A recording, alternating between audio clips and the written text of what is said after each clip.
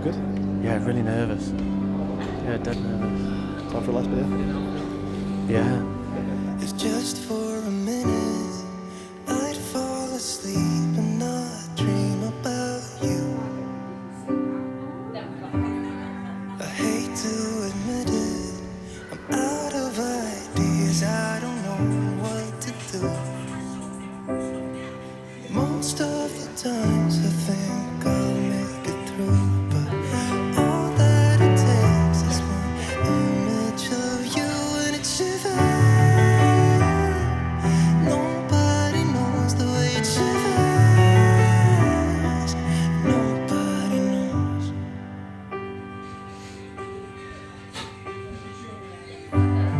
It hurts just a little. I'm with my friends and we drink till dawn. So I can't remember how it would feel to wake up in that bed right beside you.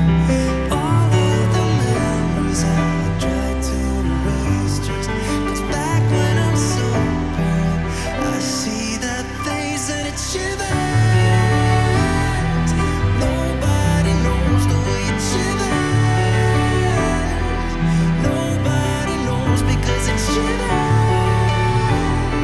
It's cold and it's dark without you in my arms. Yeah, it shivers, it hurts.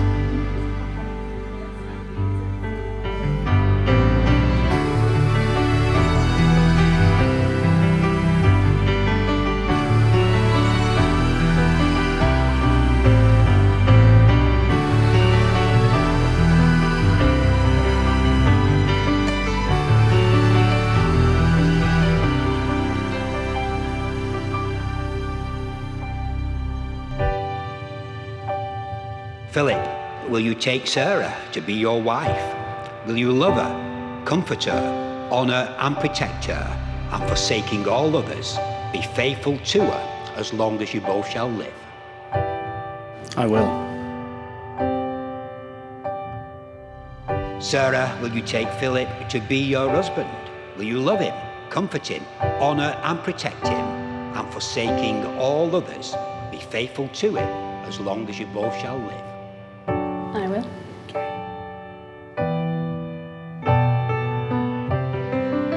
Oh yeah, it shivers. Nobody knows the way it shivers. Nobody knows 'cause it shivers. It's cold and it's dark without you in my arms. Yeah, it shivers, it hurts.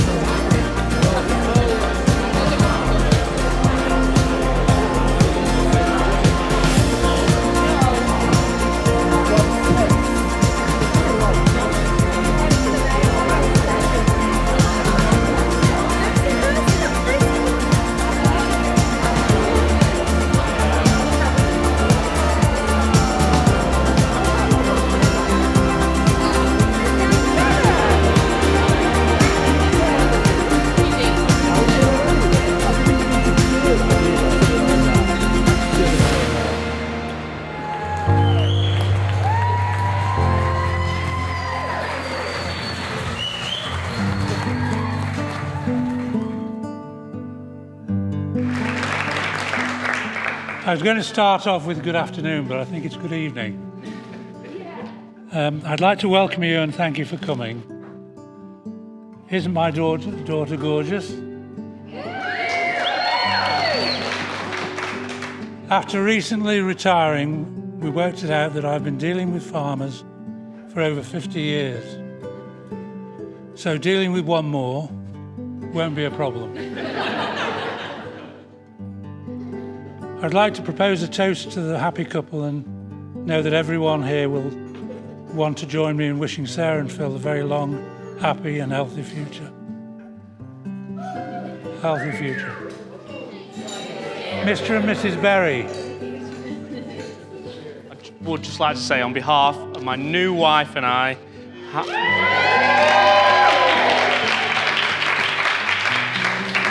how grateful we both are to have all our family and our closest friends here with us today to celebrate our marriage.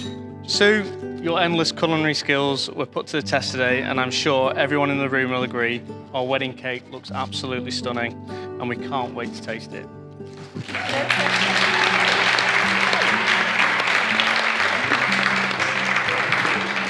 Mum and Dad, your love and support for both of us over the years has been endless, and without your help today, none of this would have been possible. Mum, the tireless effort which you've made in the church really showed through today, and it looked absolutely amazing, and we couldn't thank you enough for making everything absolutely perfect. And finally, my brand new fashionista farm wife.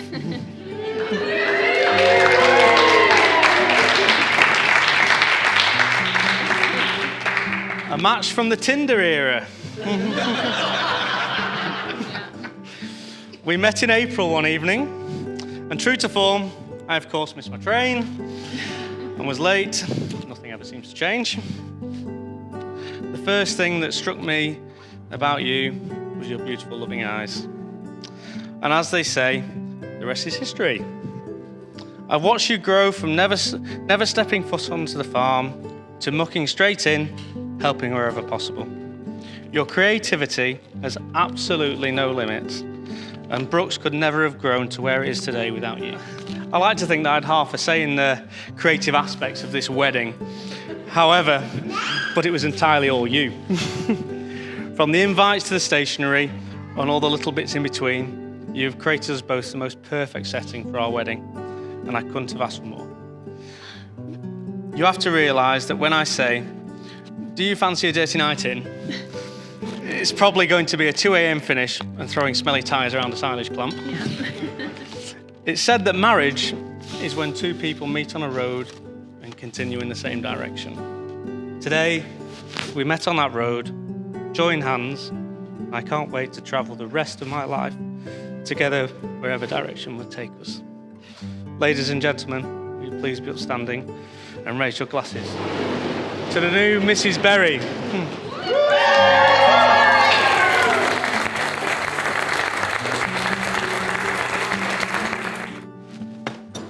All right, it's my turn. Heart's going a bit now. So, evening everyone. So for those of you who don't know me, my name's Matt, as Phil introduced me. Phil's friend of over 20 years, dating back to when we started secondary school together. I'm honoured to be here as Phil's best man, and honestly, I can't tell you how excited I am to share some stories, embarrassing stories, from the last couple of decades. I won't hold back. So I've been keeping a really diligent record of all the outrageous, funny, often dangerous, but always hilarious situations that Phil's ever got himself into over the years. The first draft of this speech could have been a whole evening's entertainment, but we've got a hard stop at midnight and everyone's starving, so I'll get through it. I should also warn you that I got a text from Phil about this speech when I said, how much of what we've been up to over the years can I include? And he said, and I quote, I don't mind one bit how harsh you are, mate, it's all part of the fun. So I've got a few pages. And we'll see if you still feel that way at the end, shall we? So Philip Neil Berry is born on the 21st of August, 1990, the second child after his sister Charlotte, to his parents, David and Sarah. Now, I find it interesting that Phil's initials, Philip Neil Berry, PNB, are very similar to the abbreviation of his parents' beloved Preston North End, PNE. I think there's a wonderful synergy between the despair and the disappointment that Preston North End brought them both.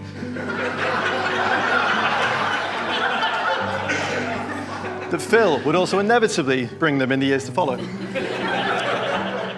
As Phil mentioned earlier, Phil and I got to know each other when we went on a school rugby trip to the Isle of Man at the age of 11. So we were one of those unlikely pairings. Phil was the brash farmer, even at that age, little cannonball, all round and squishy. And me, the tall, gangly, shy kid. Now, obviously, Phil was a forward, as we can tell, and I was a back. And as the school days went on, we seemed to spend less and less time playing with each other on the pitch. He would probably argue, as he said, that it's because I had so many injuries, whereas I'm pretty sure it's because he usually got sent off before half-time. If poor David ever turned up a little bit late, it was touch and go whether we'd actually see him play. So one final anecdote from our school days. You're gonna love me for this. So one final anecdote from our school days is one which I'm sure and I hope is famous throughout the room. If it's not, I'm gonna make sure it is. I'm not gonna go into any detail because we're all waiting for the evening meal that's gonna come, but what I will say is that it involved some heavy machinery, it involved a large hook, and it involved a delicate part of the male anatomy.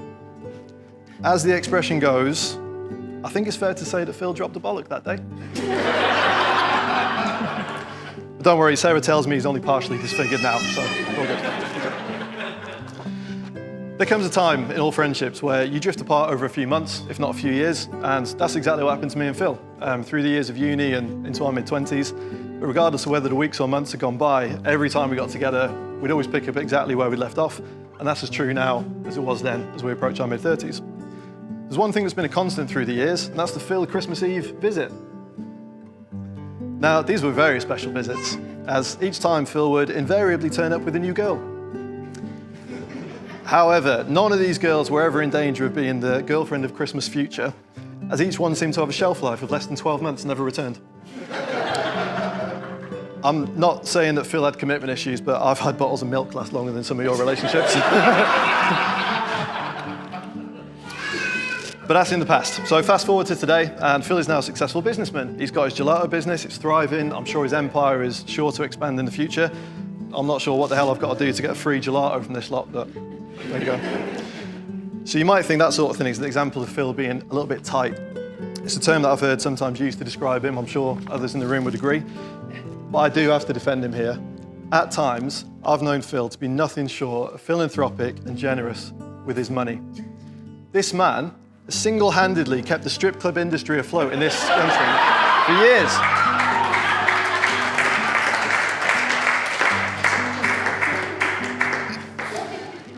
He's not 6 foot, he's far from it. He's not rich yet. And I've seen Phil in a lot of post-rugby showers, and I'm telling you, from what I've seen, it's not what's down there that sealed the deal either. So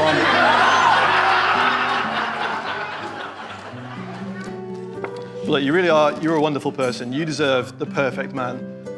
But sometimes life is unfair, and you've ended up with Phil. When I picture your married life together in the future, I can see the farm in full flow.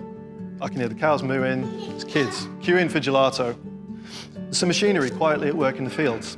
And there's a little voice ringing out in the background. Philip!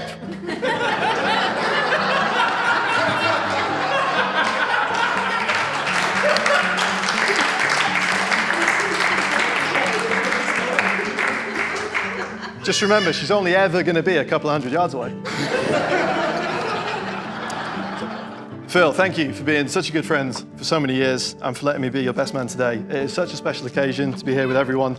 I'm so happy I could be even just a small part of it. So thank you. If I could ask you all to please be upstanding with your glasses for the newly married couple, Phil and Sarah.